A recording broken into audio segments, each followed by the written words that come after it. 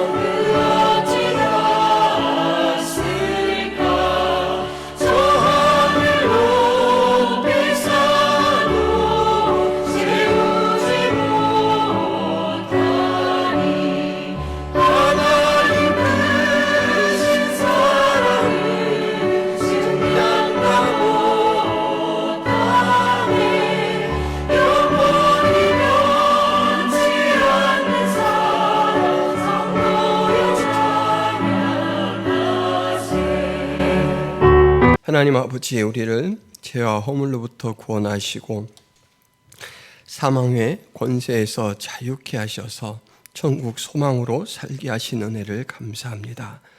오늘도 그 무한하신 은혜에 감사하며 하나님 앞에 예배로 영광을 돌립니다. 입술뿐만 아니라 우리의 마음이 주 앞에 온전히 부복하여 주의 영과 교통하는 은혜가 충만해질 수 있도록 도와주옵소서.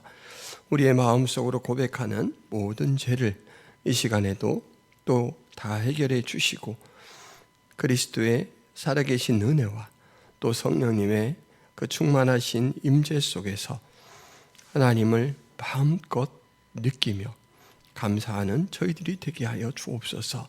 이 예배가 살아계신 하나님과 교통하는 사건이 될 수 있도록 도와주옵소서. 하나님 또한 교회를 세우신 목적을 저희들이 항상 잘 분별할 수 있도록 도와주옵소서. 매 순간 하나님과 가까이 우리 하나님의 뜻을 받들며 우리 하나님께서 하시고자 저희에게 내려주신 사명들을 잘 감당할 수 있도록 도와주옵소서. 그것이 복음에 또 잘 기록되어 있는 것을 압니다. 복음의 뜻들을 잘 분별하여 저희들에게 적용할 수 있는 지혜를 부어 주옵시고 세상 가운데서는 그 복음의 능력과 생명을 선포하는 저희들이 되게 하여 주옵소서. 2024년도 이렇게 또 마지막 한 달이 시작되었고 그 한 달도 중반이 다 되었습니다. 하나님, 저희들이 한 해를 잘 정리하고 또 다가오는 새해를 믿음으로 맞이할 수 있도록 도와주옵소서. 하나님, 나라 전국이 참으로 혼란스럽고 어렵습니다. 모든 국민들 평강 가운데 이제 주신 달란트대로 세워준 이치에서 최선을 다하며 보람을 느끼고 기뻐하고 안정된 삶을 살아갈 수 있도록 주께서 모든 환경들을 다스려 주옵소서. 하나님의 뜻 가운데 나라가 세워져 갈 수 있도록 도와주옵소서.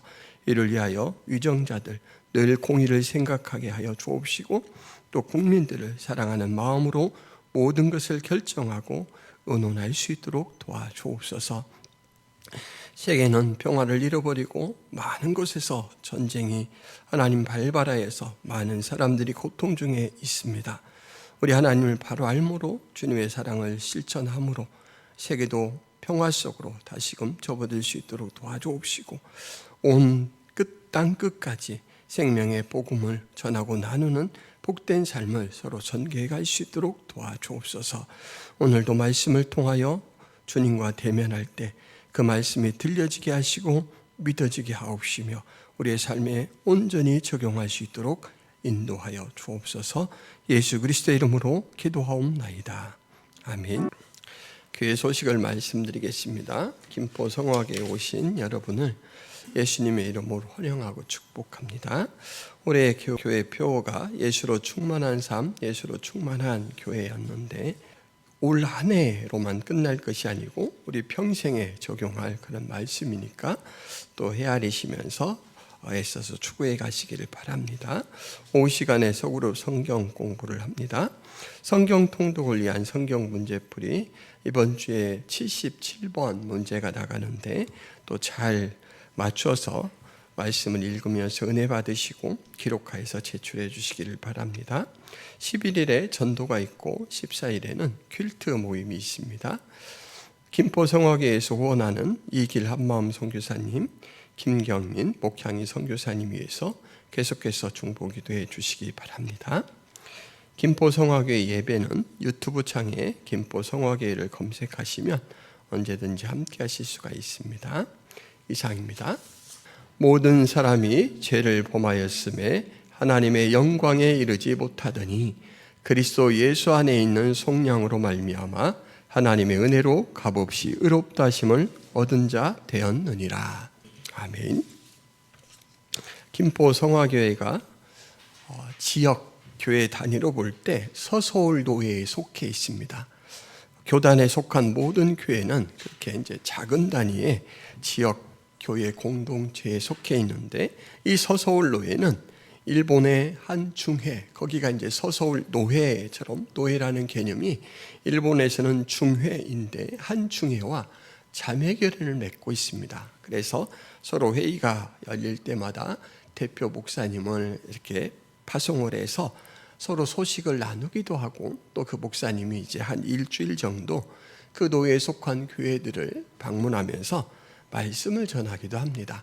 오늘 제가 드릴 이 이야기는 바로 우리 소설 노예에 속했던 목사님이 일본 그 중회에 방문했을 때 만난 사람에 관한 이야기입니다. 한 남자 그리스도인인데요, 그는 한국 그 목사님 일행에게 한 끼 식사를 대접해 주신 일본인 그리스도인입니다. 그를 이 자리에서 여러분에게 소개하는 이유는, 제가 잠깐 흉내를 내보자면, 와주셔서 정말 감사하무니이다, 이렇게 이제 식사를 대접하고 나서 서투른 한국 이 말로 인사를 건넨 다음에 내민 명함 때문입니다.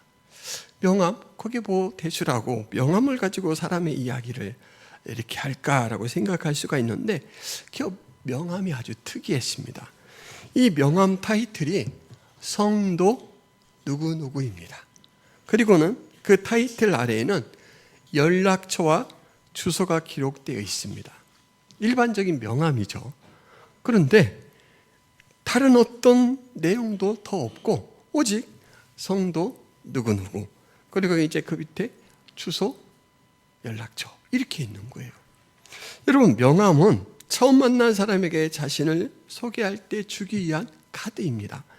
자신을 알리는 용도로 만드는 것이기 때문에 그 명함 내용에는 내가 어떤 사람인가라는 것을 알리는 대표적인 정보들이 들어가죠. 직장이 어디다, 그리고 직책은 뭐다, 그리고 이제 사회적 활동과 관련된 직함들을 넣는 것이 일반적입니다.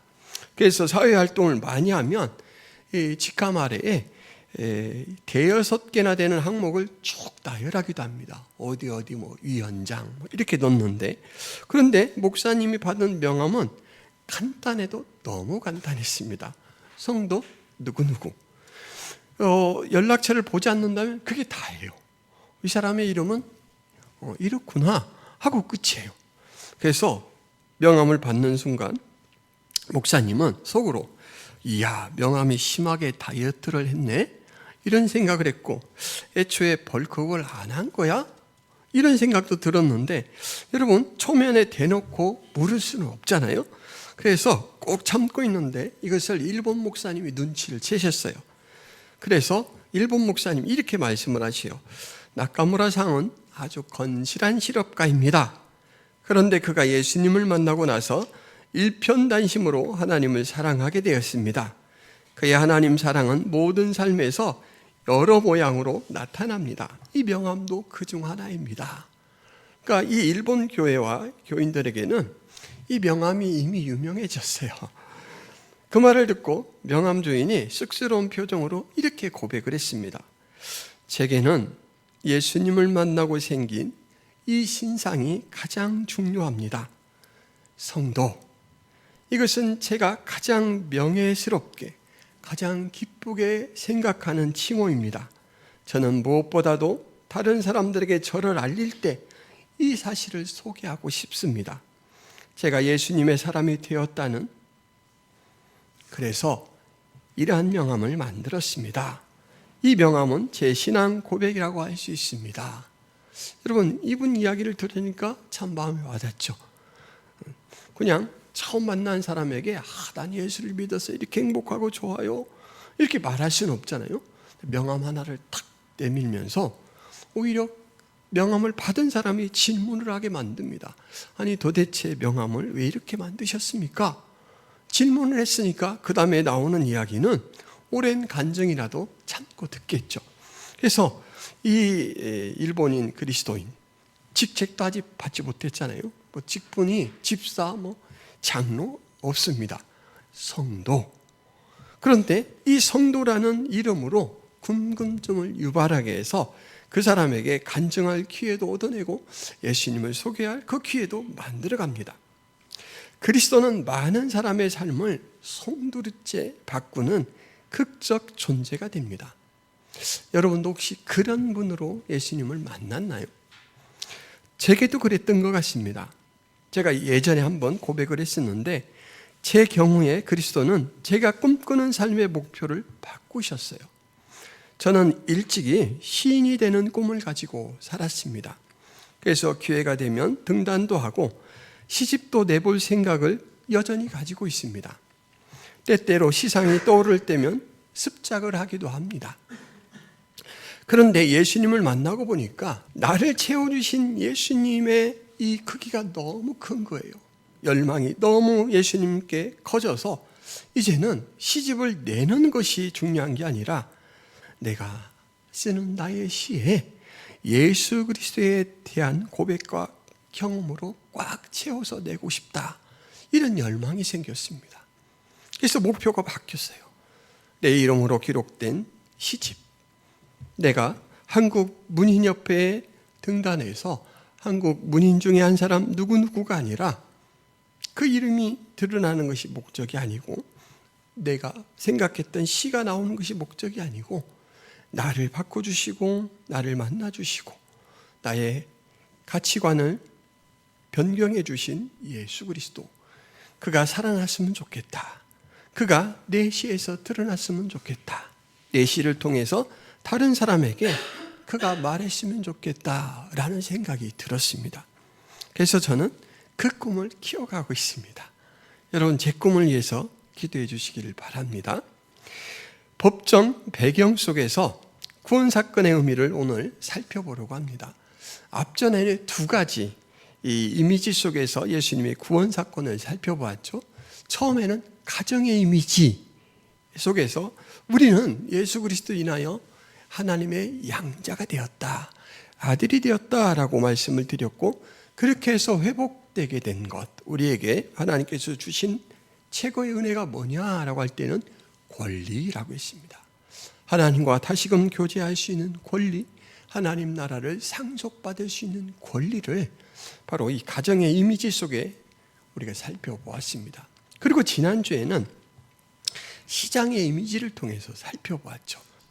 노예 시장에서 내가 노예되었을 때 예수님의 속전, 이 노예를 해방시키기 위해서 필요한 돈을 지불하는 그 속전 때문에 내가 자유인이 되었다. 그래서 이 시장 이미지 속에서 우리가 회복된 것은 무엇을 하고 말씀드렸냐면 바로 자유다라고 했습니다. 자유. 오늘 이제 우리가 법정 이미지 속에서 과연 우리에게 회복된 것이 무엇인지 한번 스스로 생각해 보시기를 바랍니다. 예수 그리스도의 구원 사건을 법정 이미지로 파악하는 것은 인위적으로 선택하는 방법이 아니라 성경의 자연스러운 문맥에 따른 것입니다. 23절 말씀을 함께 보시겠습니다. 모든 사람이 죄를 범하였음에 하나님의 영광에 이르지 못하더니, 여기에서 사용되는 죄라는 말이 바로 법정적 용어입니다. 우리가 죄 그러면 여러 가지로 생각할 수 있잖아요. 양심의 죄도 있고 윤리적인 죄도 있고 그리고 현행 실정법을 위반하는 죄도 있습니다. 그런데 성경에서 말하는 죄의 개념은 두 가지입니다. 하나는 무엇이냐면 하마르티아라는 헬라어인데 일반적으로 성경에서 말하는 모든 죄의 개념은 여기에 포괄합니다. 표적에서 벗어났다. 표적에서 이탈한 상태. 하나님의 뜻이 표적이라면 그 뜻에서 벗어난 모든 상태를 죄다라고 말합니다. 그래서 관역을 마치지 못하고 빗나간 것이라는 일반적인 이 상황 속에서 쓰는 말이 이제 종교적으로 이렇게 죄라는 말로 굳어졌는데, 그래서 이 관역이라는 부분을 이제 인식하고 볼 때 관역에 도달하지 못하는 것도 죄고 관역을 벗어나는 것도 죄다라고 했습니다. 내 이웃을 사랑하라 하는데 사랑하지 못한 것은 도달하지 못한 죄입니다. 안식일을 기억하여 거룩하게 지키라라고 했는데 위반했어요. 이거는 안 했으니까 위반죄라는 것이죠. 이게 이제 하마르티아라는 죄고, 또 하나의 죄의 개념이 있는데 오페일레마타라는 것입니다. 이것은 빚을 지고 있다라는 뜻입니다. 그러니까 체불된 상태에서 아직 돈을 다 갚지 않은 그런 상태입니다. 다른 사람에게 경제적인 손실을 가져온 것. 이것이 성경이 말하는 죄의 개념 두 가지입니다. 하나는 목표를 벗어나 있는 것, 하나는 가치를 잃어버린 것. 그러니까 내가 가치를 지불해야 되는데 마땅히 돼야 될 가치를 주지 않고 잃어버린 거예요. 이것이 죄예요.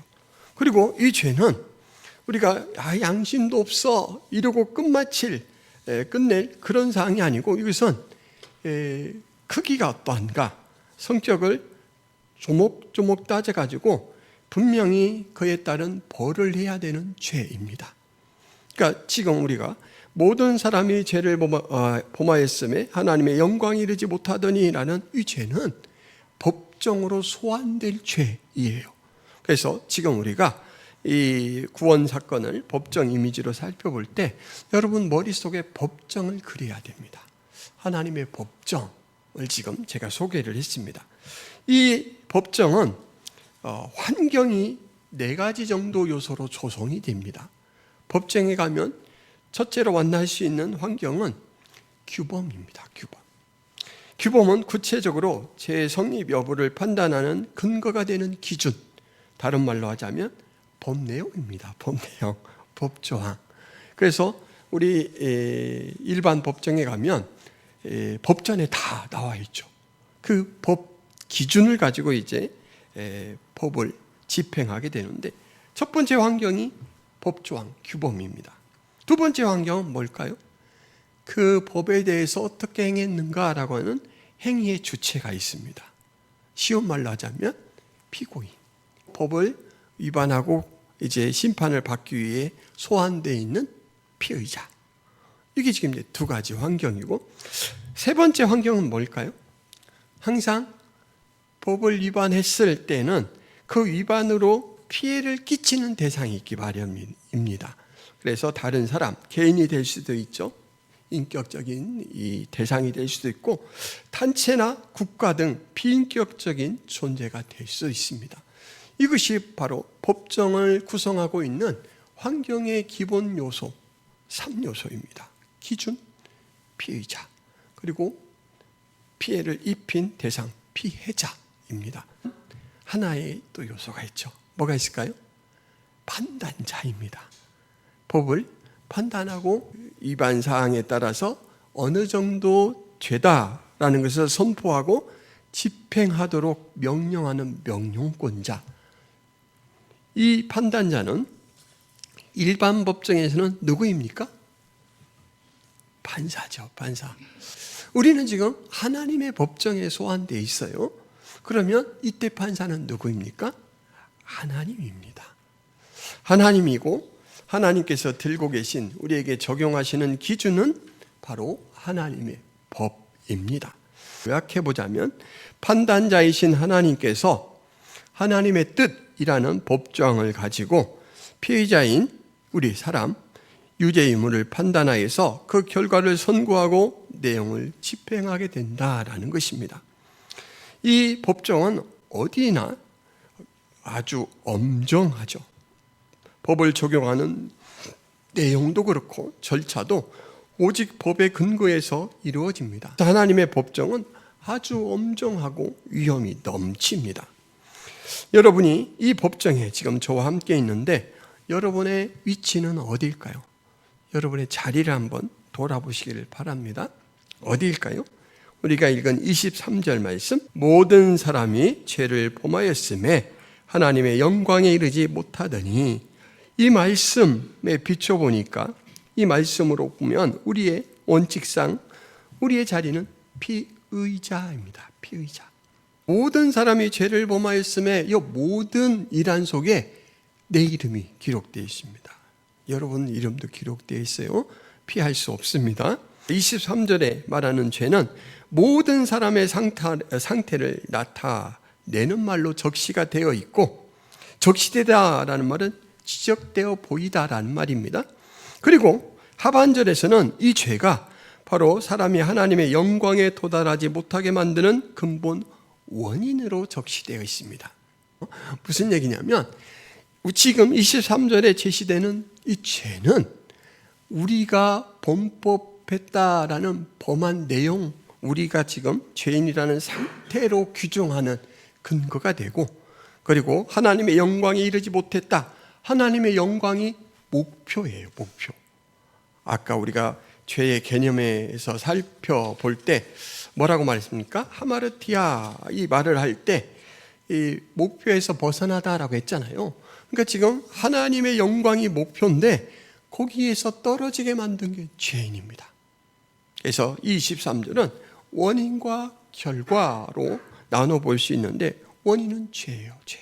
모든 사람이 죄를 범했다. 이게 원인, 결과는 하나님의 영광에서 이탈되었다. 이게 결과입니다. 이게 하나님의 법정에 아무런 조치 없이 소환되어 있을 때, 왔을 때 처음 우리의 모습입니다. 참 이 성경은 우리의 상태를, 이 법성을 빼도 박도 못하게 이렇게 명시를 하고 있다라고 할 수가 있습니다. 그런데 오늘 말씀 그 다음 구절을 보세요. 24절 말씀. 참으로 놀라운 반전이 법정에서 선언이 됩니다. 그리스도 예수 안에 있는 속량으로 말미암아 하나님의 은혜로 값없이 의롭다 하심을 얻은다 되었느니라. 23절에서 죄가 법정 용어라면 24절에서는 의가 법정 용어입니다. 의가. 그 죄라는 원인 때문에 하나님의 영광에서 이탈한 죄인 결과치를 설명했는데 24절에서는 똑같은 이 구조로 뭐라고 이야기했냐면 그리스도 예수 안에 있는 속량이 원인이 되어서 결과는 그 죄인이 의인으로 전환되었다. 이렇게 선언하는 거예요. 헬라의 죄의 개념으로 볼 때 목표를 잃어버린 자, 가치를 잃어버린 자, 그래서 이제 벌 받을 수밖에 없는 우리가 그냥 어깨를 쭉 떨어뜨리고 고개를 숙이고 아이고 나의 죄가 얼마나 크고 나의 벌이 얼마나 엄할까 떨면서 나와 있는데 생각해보지 않았던 그런 선언이 제 귀에 들리는 거예요. 누구 무죄 이러는 겁니다. 누구 무죄. 그런데 그 누구라는 이 앞에 조건이 뭐냐면 예수 안에 있는 속량으로 말미암아입니다.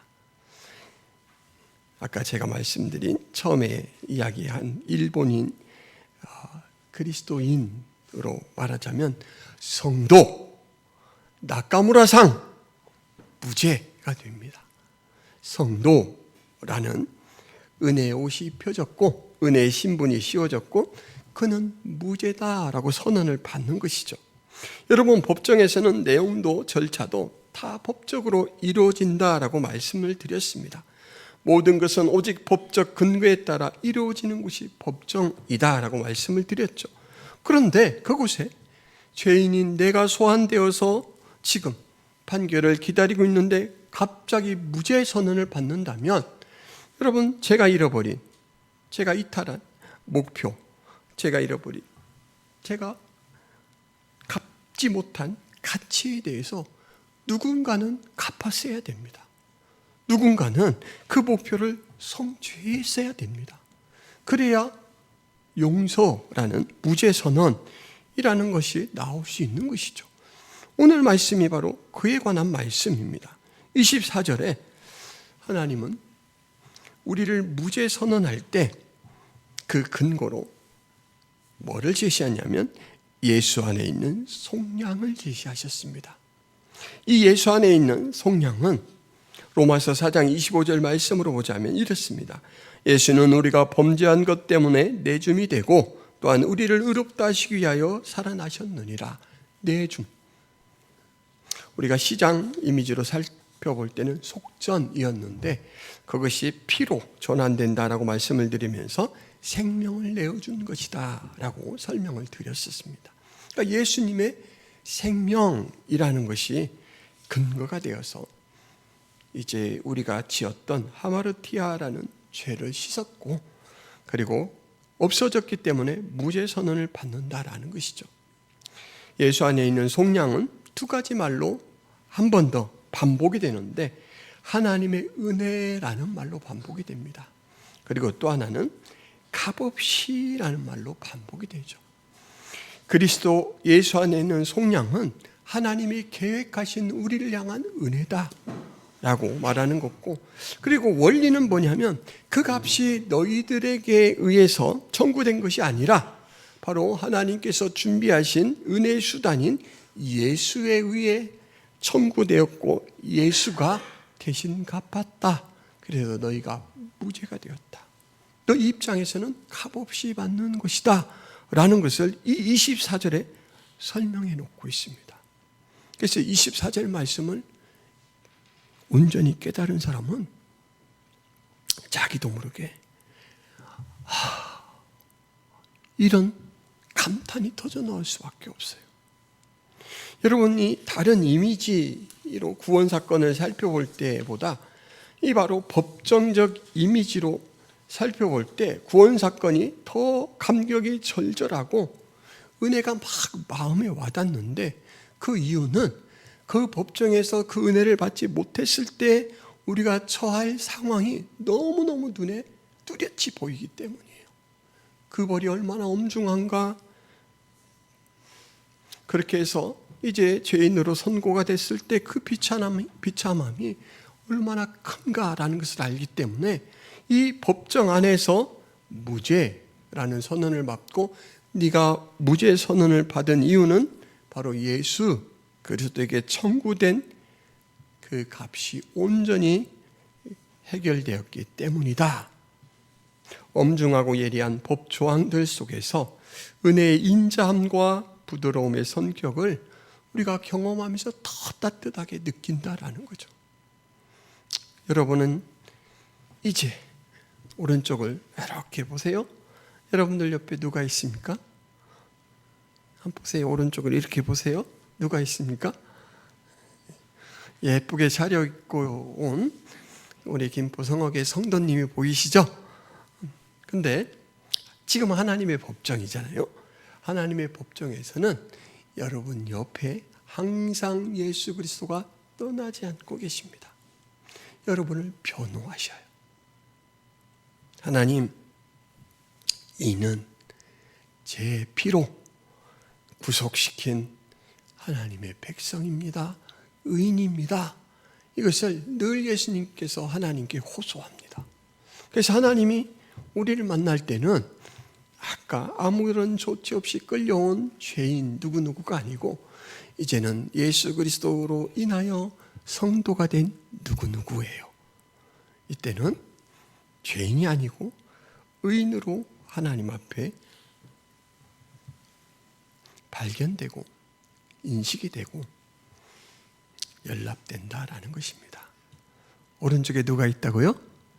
오른쪽에 임의란 성도님이 아니고 영적으로 볼 때는 예수 그리스도가 나의 변호자로서 영원토록 함께 하십니다. 하나님, 그 영혼에 묻은 제 피를 보시지 않습니까? 그 속죄의 피가 보이지 않습니까? 라고 탄원하시고 호소하셔요. 그때마다 하나님은 보입니다.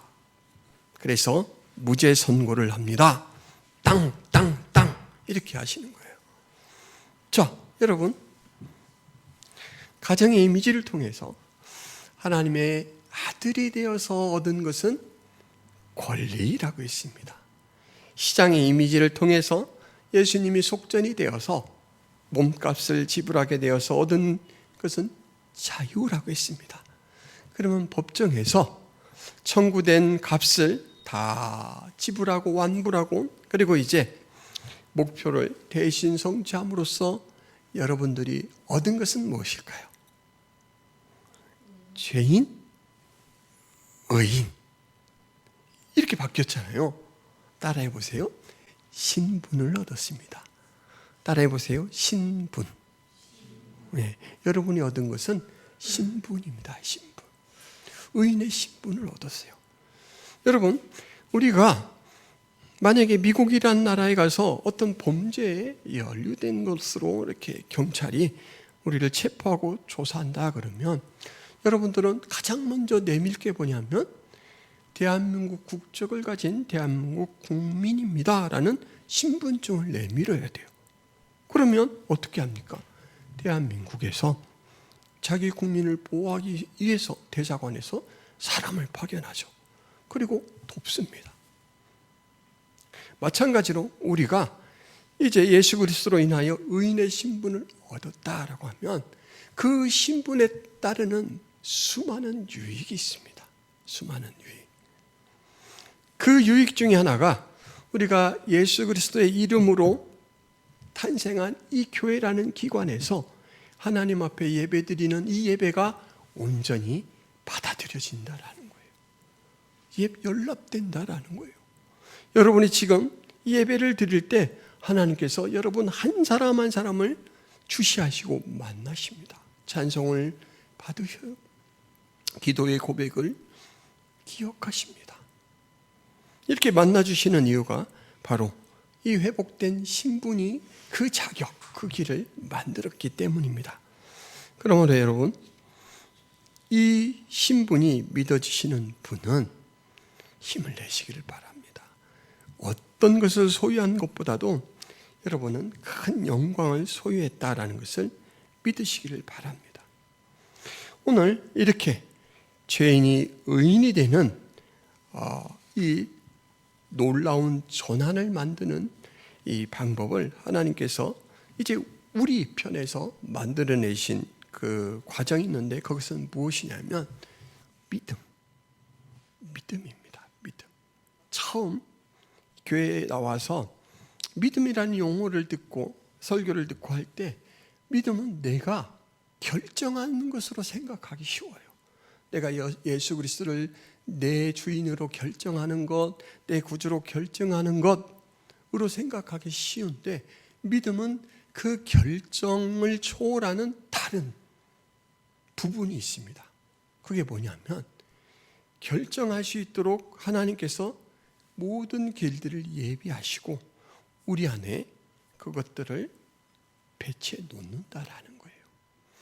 이것을 제가 예전에 설명드릴 때 공동묘지 상황을 가지고 설명드렸습니다. 우리는 죄로 다 죽은 자예요.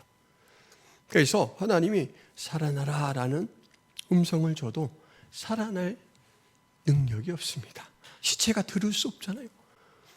만약에 살아나라라는 밥 차려놨으니까 밥 먹으라 라고 했는데 벌떡 일어나서 움직여서 밥을 먹으려면 먼저는 숨이 생기고 그리고 산 존재가 되어서 그 음성을 들을 수 있는 그런 단계가 돼야 됩니다. 그 살리는 일을 하나님께서 먼저 해 놓으시는 거예요. 그래서 믿음으로 믿음에 이르게 하나니라는 로마서 말씀이 있는 것입니다. 결정이 아니고 믿음은 먼저 선물로 주어집니다. 그런데 이제 내가 그것을 받아들일 때 우리 편에서는 결정이라는 단계도 필요합니다. 그래서 믿음은 보이는 단계의 이 믿음이 있고 보이지 않는 큰 영역의 단계의 믿음이 있습니다. 그래서 예수 그리스도를 내 주인으로 믿게 되었다라고 한다면 그 보이지 않는 놀라운 선물이 나에게 이미 주어진 거예요. 그래서 제게 영광이 생긴 것입니다. 이것이 정말 내게 주어진 복이다라고 생각한다면 여러분 생각이 달라지고 보이는 이 안목이 달라집니다. 아까 말씀드린 일본 그리스도인 성도 나카무라상, 이분은 이 일본 속에서 이 명함을 가지고 살 때 유익이 많을까요? 불편함이 많을까요? 딱 처음 만나서 아까 건실한 실업가라고 했잖아요. 회사를 운영하는 사람이에요. 딱 만나서 명함을 주길래 받았는데 성도 나카무라. 뭐라는 말이지? 보통 명함을 딱 받으면 상대방이 파악이 돼야 되잖아요. 이분이 운영하는 기업이 이 기업이구나. 뉴스에서 종종 등장하는 이 기업이네. 자산이 얼마라고 했지? 그래, 얼마라고 했지? 신용평가가 이렇지? 라고 신용에 대해서 믿음이 생겨야 되잖아요. 그리고 이분이 대표시네. 그렇다면 큰 권리와 결정권을 가지고 있으니까 이분이 하는 말은 되게 신뢰할 말이구나. 이렇게 이제 내가 이분에 대해서 태도를 결정하게 되는데 그런 내용은 쏙 빠지고 성도 누구누구예요. 그리고 일본이 어떤 곳입니까, 여러분? 일본은 온갖 신들을 섬기는 나라예요. 만신을 섬기는 나라에서 성도 누구누구라는 주장은 나는 유일신을 섬깁니다, 이 주장이거든요. 당신이 섬기는 귀신은 나는 참신이라고 생각하지 않습니다, 이런 고백이기도 합니다. 근데 그런 사람과 지금 말하자면 사업 협력을 해야 된다 그러면 같은 등급이라면 나랑 색깔이 같은 사람을 택하고 싶겠죠. 그래서 제가 볼 때 이 명함은 이분에게 유리함보다는 불리함을 줍니다. 그런데 그럼에도 불구하고 왜 이런 명함을 쓸까요? 아까 직접 하는 말씀을 드렸죠. 그것은 더 이상 감출 수 없는 기쁨이 되었어요. 나에게 가장 중요한 신상으로 인식이 되어서 내가 나를 소개할 때 누구에게라도 그거를 먼저 이야기하고 싶어요. 이게 전부라면 이것만 말하고 싶어요. 바울도 그랬습니다. 바울이 갈라디아서 6장 14절에 이렇게 고백합니다. 그러나 내게는 우리 주 예수 그리스도의 십자가 외에 결코 자랑할 것이 없으니 그리스도로 말미암아 세상이 나를 대하여 십자가에 못 박히고 내가 또한 세상을 대하여 그러하니라. 바울은 엘리트 중에 엘리트입니다. 그런데 그가 그렇게 도달한 모든 것, 그렇게 얻게 된 것들을 배설물처럼 버린다라고 스스로 고백했어요. 나는 나카무라상처럼 내가 성도가 된 것 외에는 자랑할 것이 없다고 본다. 여러분 어떻습니까? 나를 빛나게 하고 영광스럽게 하는 것은 오직 나를 사랑하신 십자가의 사랑, 십자가를 통해서 만나주신 예수 그리스도 그것밖에는 없다라고 말하는 거예요. 그러니까 세상에서 나은 조건이라고 주장하시는 것은 영원하지 않아요. 그런데 예수 그리스도의 생명은 나에게 영원한 가치다, 이걸 바울이 고백했습니다. 여러분에게 예수 그리스도 은혜가 여러분에게도 그런 가치 있고 영광스러운 것으로 고백되어지기를 바랍니다. 여러분, 이 성경에서는 잔치하는 비유를 많이 소개를 합니다. 동양에서나 서양에서나 옛날에나 지금이나 잔치가 열렸을 때 잔치를 연 주인의 가장 가까운 자리에 주인이 가장 중요하게 생각하는 사람의 자리가 배석됩니다. 맞죠? 결혼식을 할 때 보면 가장 앞자리에는 혼주석이잖아요. 그리고 이제 더 가까운 사람일수록 이렇게 앞에 자리를 차지하게 되고, 좀 먼 사람, 그래도 안 가보기는 어렵고 그래, 인사는 꼭 해야 되겠고 라는 사람은 어디 앉습니까? 안 앉죠. 그죠? 인사만 하고 식이 시작되면 빨리 밥 먹으러 갑니다. 그렇잖아요. 근데 여러분, 지금 이 잔치를 배설하는 분이 되게 대단하다고 생각해 보세요. 근데 그분 가까이에 자리가 배석되어 있으면 너무너무 감사하죠. 나를 이렇게나 생각하고 있구나. 예수님은 항상 그 우선 자리에 여러분을 부르셔요. 근데 이제 오늘 믿는 자의 입장에서 그렇다면 여러분이 잔치를 배설하는 이때 잔치는 여러분의 삶이라고 한번 생각해 봅시다.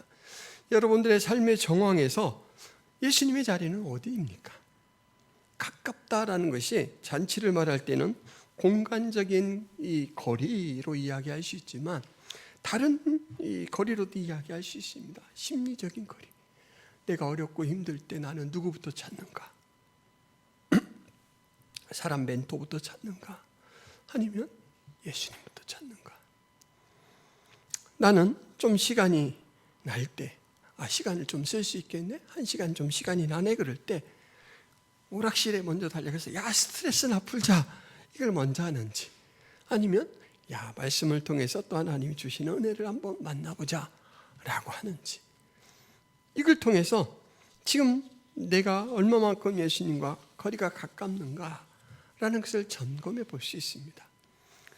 여기서 저는 예수님이 일바예요, 이렇게 자신 있게 고백할 수 있는 사람은 저를 포함해서 없죠. 우리는 우리의 수준은 늘 최고 단계가 아니에요. 근데 그걸 알아요. 예수님이 아세요. 그리고 실패도 자꾸 격려하시고 또 해봐, 또 해봐. 이렇게 세우십니다. 여러분 또 해보시기를 바랍니다. 한영훈이라는 유명한 시인이 쓴 시 님의 침묵 말고 그만큼 유명한 시 복종이라는 시가 있습니다. 남들은 자유를 사랑한다지만은 나는 복종을 좋아합니다. 자유를 모르는 것은 아니지만 당신에게는 복종만 하고 싶어요. 복종하고 싶은데 복종하는 것은 아름다운 자유보다도 달콤합니다. 그것이 나의 행복입니다. 사랑하는 사람이 생기면 갖게 되는 마음이잖아요. 아무리 바빠도 사랑하는 사람이 나 마음이 좀 슬퍼지는데 잠깐 와줄 수 있어? 그럼 막 덮고 가죠. 밤새더라도 일단 가봐야 되겠죠? 그런 마음을 지금 표현했어요. 근데 이 시의 절정은 다음 두 구절입니다. 그러나 당신이 나더러 다른 사람을 복종하라면 그것만은 복종할 수가 없습니다. 다른 사람을 복종하려면 당신에게 복종할 수가 없는 까닭입니다. 한영훈이 시 복종에서는 사랑의 극치가 어떻게 표현됐냐면 배타적이고 자발적인 오롯이 한 대상만을 향한 복종으로 표시가 되고 있습니다. 당신에게 복종할 수 없는 환경, 그거 만들지 않는 한에서는 저는 무조건 다 복종합니다. 그래서 다른 사람에게 복종하라는 명령 외에는 다 복종합니다. 이것이 바로 이 시의 화자의 고백입니다. 여러분은 예수님에게 이런 자발적이고 배타적인 복종을 약속하십니까? 아니면 그런 마음으로 살아가고 있습니까? 부도가 나게 생겨서 젊은 실업가가 백방으로 뛰어다니며 필요한 돈을 구하는데 잘 안 구해져요. 그래서 마지막으로 부모님을 찾아갔습니다. 은퇴를 하고 이제 여생을 노후 자금을 가지고 살아가셔야 될 부모님에게 너무너무 죄송하고 송구하지만 잠깐 한 2, 3년 돈 좀 어떻게 좀 빌려줄 수 있겠어요? 그랬더니 가지고 있는 돈들을 다 모아서 주고 좀 부족하니까 집을 담보 삼아서 대출을 해줬어요. 아버지, 무슨 일이 있어도 꼭 갚겠습니다 라고 말하는데 그 아들에게 아버지가 담담하게 이렇게 이야기합니다. 되는 대로 갚아봐. 시간을 널널하게 줬어요. 되는 대로 갚아봐.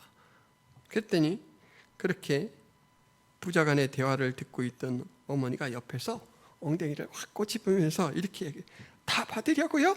좀 깎아줘요. 마음도 형편도 많이 힘들 텐데. 이렇게 이제 어머니가 코치를 하는데 아버지가 가만히 좀 있어요. 이러고 상황을 그냥 마무리하셔요. 어머니도 서운하고 아이고 그냥 바늘로 찔러도 들어가지 않을 사람 이렇게 서운하고 아들도 돌아서서 가면서 속으로 야 부성과 보성은 좀 많이 다르구나 이런 생각을 했습니다. 다릅니까 집사님? 부성과 보성은 많이 다른가요? 그런데 이 아들이 되는 대로 갚기 위해서 노력을 많이 했어요. 아들도 참 성실한 사람입니다. 급하게 받을 때는 몰랐는데 돈을 갚으려고 보니까 이 액수가 얼마나 부담이 되고 큰지 모르겠어요. 그래서 열심히 일하면서 되는 대로 갚았습니다. 그러다가 문득 어느 날 아버지의 마음을 깨닫게 되고 아버지를 더욱 존경하게 되었습니다. 어떤 마음을 깨달았냐면 아버지가 받고 싶은 것은 정확한 원금이 아니구나. 그러니까 정확한 원금 상환을 해야 된다라고 막 정말 남처럼 돈이 거래되는 데서는 아버지라는 타이틀 딱 벗어놓고 야 너는 이제 채무자야 난 채권자야 써 이렇게 해서 돈을 다 받아내려고 하는 게 목적이 아니고 아들이 갚으려고 애를 쓰고 쓰는데도 너무 돈이 크잖아요. 그러면서 아들이 깨달은 게 뭐냐면 이 돈을 아버지가 마련해 주셨네요. 이 돈을 아버지가 마련해 주셨네. 거절하지 않고 단 한 번에 이 돈을 내미신 아버지의 사랑이 얼마나 큰지를 그때 깨달은 거예요. 아버지가 참 말하는 방식이 독특하죠. 그러면 아버지가 야, 내가 이 정도로 널 사랑해 하면서 사랑 자랑을 하려고 이렇게 아들에게 이야기했을까요? 저는 그렇지 않다고 봅니다. 어려울 때도 있어. 살다 보면 힘들 때도 있어. 그런데 네가 얼마만한 사랑을 받고 살아가는지를 항상 기억해라. 그 돈의 이 액수는 아버지가 자식에게 기울이는 사랑의 마음이에요. 다른 이야기로 뒤집어서 이제 인식을 하자면 나에 대한 아버지의 사랑이 이렇게 크고 놀라워요. 내가 실패하든 위태롭든 어느 상황과 상관없이 아버지는 나에게 이런 사랑을 기울이셔요. 그러니 주눅들지 마. 힘내. 청 힘들면 서울에서 못 살겠으면 다 정리하고 시골에 내려와. 나랑 농사나 짓자. 우리들이 열심히 일하면 밥이야 굶겠냐. 이런 사랑을 아버지가 딱 자식에게 걸어놓은 거예요. 외롭다고 생각하지 마라. 다 떠나도 너희 부모는 네 편이야. 이 사랑을 이 말씀으로 보여줬습니다. 여러분이 법정에서 받은 사랑의 성격이 이 사랑이에요. 법이 아무리 쪼개서 여러분들을 흠집을 잡으려고 해도 예수 그리스도께서 완불이라는 카드를 항상 탁 옆에서 내밀고 계세요. 어디에서요? 오른쪽에서. 그래서 하나님이 보실 때는 여러분은 항상 합격. 심판받아야 될 태상에서 요래.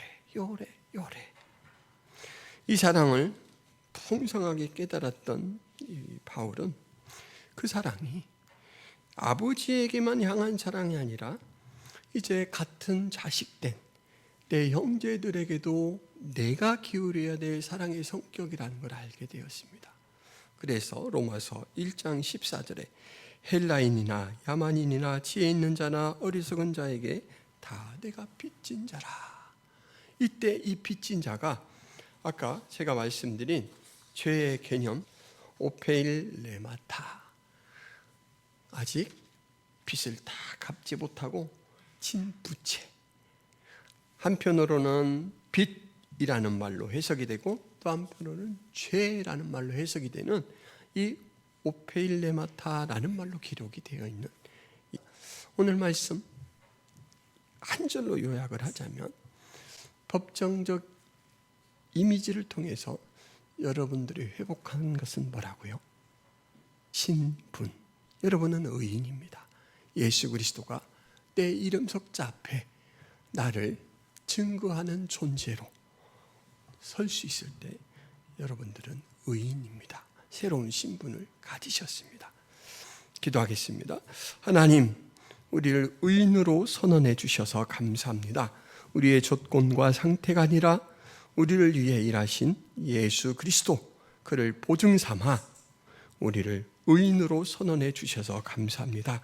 그의 의인의 신분을 누리며 살아갈 수 있도록 도와주옵소서. 예수 그리스도의 이름으로 기도하옵나이다. 아멘. 주님 다시 오실 때까지 나는 이 길을 가리라. 좁은 문, 좁은 길, 나의 십자가 지고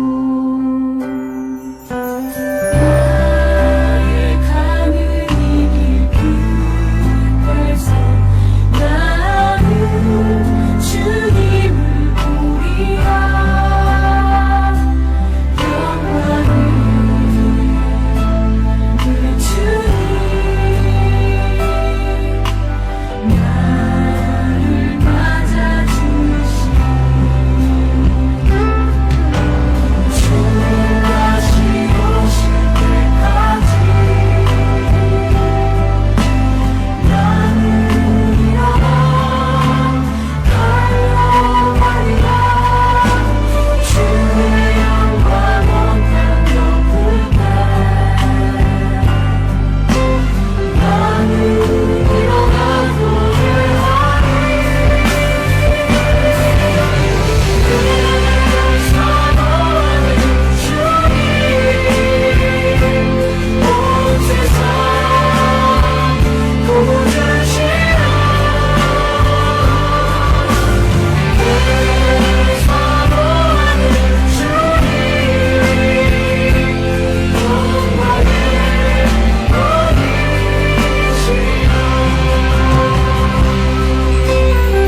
하나님 아버지, 헌금을 주 앞에 드립니다.